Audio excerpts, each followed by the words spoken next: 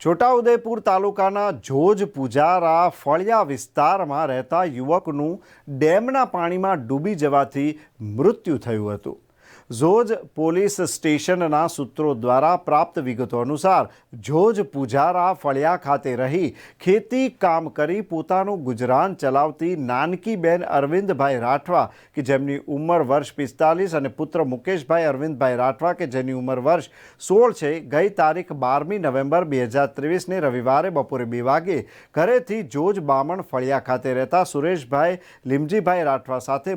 Motorcycle ઉપર બેસીને ઘરે ગયેલ, જે સાંજ સુધી ઘરે પરત ન આવતા તેના મોબાઈલ નંબર ઉપર ફોન કરતા તેનો ફોન બંધ આવતા તેની શોધખોળ કરતા કોઈ પત્તો મળેલ નહીં અને આજરોજ તારીખ 15મી નવેમ્બર 2023ને બુધવારે ફળિયાના લોકો દ્વારા ગમાન ફળિયાની આજુબાજુમાં આવેલ ડેમમાં જોવા જતા શોધખોળ કરતા પાણીમાં એક લાશ જોવા મળી હતી, જેની ખાતરી કરતા આ લાશ ગુમ થયેલ મુકેશભાઈની હોવાની ખાતરી થઈ હતી અને નાનકીબેને જોજ પોલીસ સ્ટેશનમાં પોતાના પુત્રના મોત અંગે ફરિયાદ લખાવીને તપાસ કરવા માંગ કરી હતી। જોજ પોલીસે અકસ્માતમાં મોત CRPC કલમ 174 મુજબ ગુનો નોંધીને હેડ કોન્સ્ટેબલ મુકેશભાઈએ વધુ તપાસ હાથ ધરી છે।